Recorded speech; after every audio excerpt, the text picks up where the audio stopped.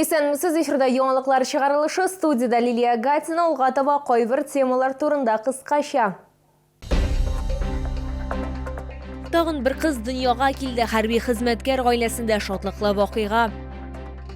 Алар балалар хатларын укыйлар, йорт хайваннары турында кайгырталар. Сугышчылар кыска вакытлы ялга кайтты.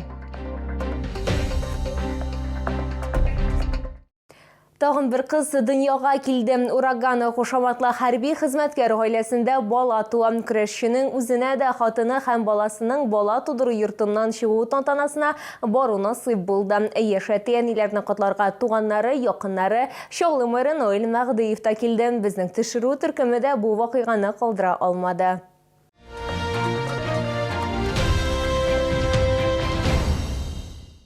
Яңа туган баланы һәм аның әнисен алкышлар белән каршы алдылар. Ураган кушаматлы хәрби хезмәткәрнең хатыны бәхетле, чөнки бөтен гаиләсе җыелган. Чыгарылышка ире дә килде. Ул бу очрашудан шул кадәр дулкынланган ки шатлыктан күз яшьләрен тыя алмады. На самом деле очень волнительно, очень сильно переживаю, хоть и не первый ребенок, уже второй, но волнения все же остаются как первый раз. Сейчас еще родился маленький ребенок, переживаю, как они будут жить без меня. Но у меня жена сильная, я думаю, что она справится. Я ей, конечно, морально буду помогать в этом. Очень рада. Очень сильно рада, что муж рядом, что ребеночек. Маленький такой у нас есть новый. Гаиләдә инде бер кыз бар, сабый ир белән хатын өчен икенчесе булды. Яшь ата-аналарның шатлыгын уртаклашырга иң якын туганнары һәм дуслары килде. Папе все успешно с этим делом закончить. А за детей я очень рада. Дай Бог им здоровья, всего хорошего, маме, папе и также внучкам нашим. Очень мне рада. Прям очень она хотела сама уже. Вот, вторую боевика. Все прям ждали эту малышку. Нелегко, но, слава Богу, тут это сейчас здоровая. Будет расти в кругу любви. Гаиләне котларга Чаллы мэры Наил Мәгъдиев та килде. Традиция буенча ул шәһәрдән 100 000 сум акча һәм республикадан яңа туган бала өчен җыелма тапшырды. Супруга может гордиться своим мужем. И, безусловно, мы тоже говорим слова благодарности вашему супругу, который делает все для того, чтобы сегодня наша страна смогла бы и дальше жить, работать и трудиться. Әлегә хәрби хезмәткәрнең чираттагы кыска вакытлы ялы ул гаиләсе һәм туганнары арасында күбрәк вакыт үткәрергә өметләнә. Фазилә Шәймөхәммәтова, Эльмира Гайнетдинова, Сергей Вильданов, Яңалыклар. Алар балалар хатларын укыйлар, йорт хайваннары турында кайгырталар. Бу хакта безнең төшерү төркеменә хәрбиләр сөйләде. Сугышчылар кыска вакытлы ялда, алар туган шәһәрләренә кайтты. Энергия туплау өчен туганнары һәм якыннары белән күбрәк вакыт үткәрергә тырышалар. Ләкин безнең белән дә очраша алдылар. Ватанны саклаучылар үтенече буенча без аларның йөзләрен каплыйбыз, исемнәрен һәм фамилияларында билгеле сәбәпләр аркасында атамаячакбыз, ләкин аларның тарихларын сөйләрбез. Хәрбиләр үзләренең туганнарын һәм якыннарын сагынуларын белдерә. Шулай ук алар өчен өй җылысы һәм тәмле ризыклар тансык, бигрәк тә татар милли ризыклары сагындыра. Спасибо за гуманитарную помощь волонтерским организациям нашим местным. Хотелось бы и помимо чак-чака получить и балиш. Очень приятно было бы. С детства уж и бабушки готовили, и мамы готовят, кому-то уже и жены готовят. Всем очень приятно было бы. Әлегә аларның мөһим миссиясе тыныч халыкны яклау. Хәрбиләр белдергәнчә, алар җиңүгә кадәр сугышарга әзер. В 2014 году я поехал сначала туда воевать, так как узнал, что там бомбят. Как бомбят, получается, убивают людей. Защищать поехал. Сейчас, получается, я сейчас контрактом остался. У меня родственники там были, уехали в 2015 году с Мариуполя. Ну, все плохо было. Так бы было бы хорошо, не уехали. Но так, такой сильной прям информации не владел. Друзья были, погибли.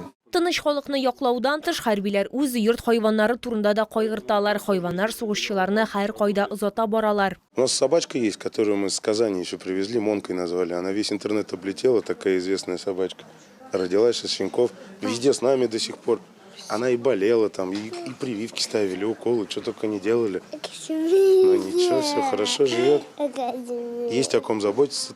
Хәзер хәрби хезмәткәрләр яңадан үз позицияләрендә, ләкин алар тиздән өйләренә кайтырга өметләнә. Ләкин инде кыска вакытлы ялга гына түгел, җиңү белән бөтенләйгә. Лилия Гатина, Эльмира Гайнетдинова, Сергей Вильданов, яңалыклар.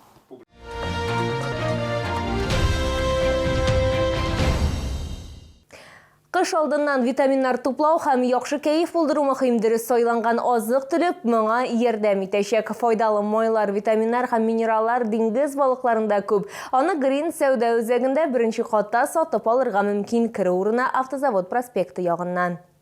Авызда эреп тора торган чавыча, мойлы тәмле итеп ысланган ак балык, тунец яки аны шулай ук диңгез бозау ите дип тә атыйлар. Камчатка балыгы һәм улдыгы күргәзмә ярминкәсе киштәләрендә 3 дистәдән артык деликатес бар. Алар һәр кайсы өстәлнең зур бизәге булачак. Эта чавыча слабосоленая. Она давно завоевала любовь покупателей.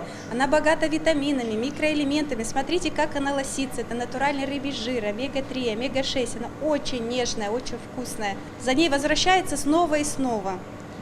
Великолепная рыбка. Тәм сыйфатларынан тыш Камчатка бүләкләре файдалы үзәкләргә бай, алар көзгә авитаминоз белән көрәшергә ярдәм итә. Елның салкын вакытында витаминнар запасы кими. Бөтен җыелма төньяк диңгезләренең кыйммәтле әйберләрендә Кызыл Улдыкта тупланган. Вот хочется осенью чего-то, вот уже хочется. Видать, уже авитаминоз начинается, уже витамины огородные закончились, и что-то хочется. Ну вот решили попробовать. Мы любим натуральную хорошую икру. И чавычу любим, ну вот и рыбу вот это любим камчатскую. Очень вкусная икра. Я беру всегда ее. Бутерброд, сливочное масло и икра. Чавычи берем, у нас любят жирную рыбу, вместо витамина омега-3. Чавычи взял. День рождения у жены, вот, к столу. Камчатка бүләкләрен 18 ноябрьгә кадәр Green сәүдә үзәгендә беренче катта сатып алырга мөмкин. Кире урына Автозавод проспекты ягыннан. Сыйфатлы, кыйммәтле дигән сүз түгел. Яршалда Беларусь аяк киемнәре күргәзмә ярминкәсе эшләвен дәвам итә. Хатын-кызлар һәм ир-атлар өчен кышкы яки демисезон аяк киемнәре, шулай ук курткалар, пуховиклар һәм дубленкалар сатып алырга мөмкин. Муса Җәлил проспекты 55Б үзәк сәүдә үзәге элекеге балалар дөньясы бинасы. Иратлар һәм хатын-кызлар өчен баулы, беркетмәле, замуклы, кечкенә үкчәле һәм яссы табанлы аяк киемнәре бар. Бирдә бар тик Беларусида җитештерелгән табигый материаллардан эшләнгән аяк киемнәре генә. Күннән шулай ук сарык йоныннан эшләнгәннәре дә бар. Барысы да уйланылган, хәтта вак-төяккә кадәр исәпләнгән. Аяк үзенчәлекләре булган кешеләр өчен махсус эшләнгән аяк киемнәре. Модель имеет водостойкую пропитку. Съемные стельки с легким анатомическим рельефом позволяют разгрузить суставы. Мех внутри натуральный, теплый, что не позволит замерзнуть вашим ногам. Подошва не пропускает влагу, имеет покрытие антилед, за счет чего они не скользят. Сатып алучылар төрле яшьтәге кешеләр, кемдер ярминкәдә беренче тапкыр, кемдер даими рәвештә килә. Барысы да ассортимент киңлеген түбән бәяләрне һәм сыйфатны билгели. Я выбрала внучки сапожки. Вот, мне они понравились, ну и цена приемлемая. Сапожки очень хорошие, как раз у меня ножка больная, и мягкая, и удобная. И самое главное, что на низкой подошве и не скользящая. Монда шулай ук үз киемнәре дә сайлап алырга мөмкин. Очень хорошее качество. Давно искал такую куртку. Вот случайно его нашел здесь. Купил и обувь, и вот эту куртку беру. Легкая, теплая. И очень удобные. И цвет очень прекрасный, которым сейчас всем нужно.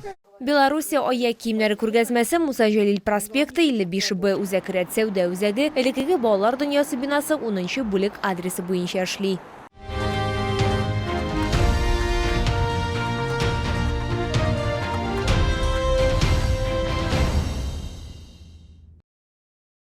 Бу сезгә җиткерәсе соңгы мәгълүматыбыз иде. Мин Лилия Гатина, сезнең белән сау булашам, исән имин булыгыз.